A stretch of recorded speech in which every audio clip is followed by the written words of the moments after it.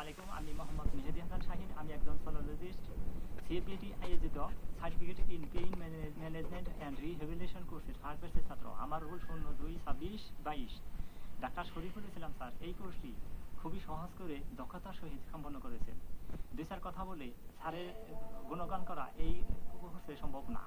তবে স্যারের পড়ানো বিভিন্ন টপিক হতে অ্যাপেন্ডিসাইটিস নিয়ে আমি কিছু বলবো। অ্যাপেন্ডিস হলো পেটের ডান দিকে নাভির নিচে থাকা নালী আকৃতির একটি অঙ্গ।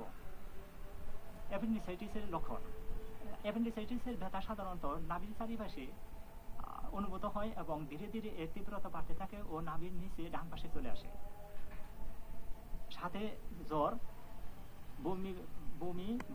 বমি ও হজমে অসুবিধা থাকতে পারে। এটি একটি মেডিকেল ইমার্জেন্সি, কারণ আনট্রিটেড অ্যাপেন্ডিসাইটিস ফেটে গিয়ে পেরিটোনাইটিস বা জটিল সংক্রমণ হতে পারে। শারীরিক লক্ষণ: হালকা থেকে মাঝারি ধরনের জ্বর, বমি ভাব, হজমে অসুবিধা, গলা শুকিয়ে যাওয়া,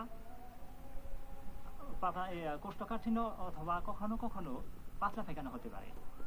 নারীদের ক্ষেত্রে এন্ডোমেট্রিওসিস অ্যাপেন্ডিক্সে বিভ্রান্তি তৈরি করতে পারে।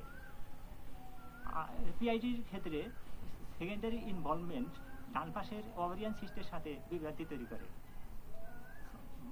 বাচ্চা ও বয়স্কদের ক্ষেত্রে লক্ষণ স্পষ্ট নাও হতে পারে। তাদের ক্ষেত্রে শুধুমাত্র পেটে ব্যথা, খাবার বন্ধ ও শারীরিক দুর্বলতা দেখা দিতে পারে।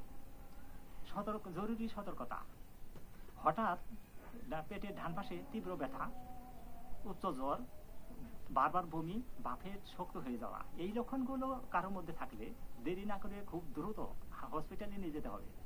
ধন্যবাদ।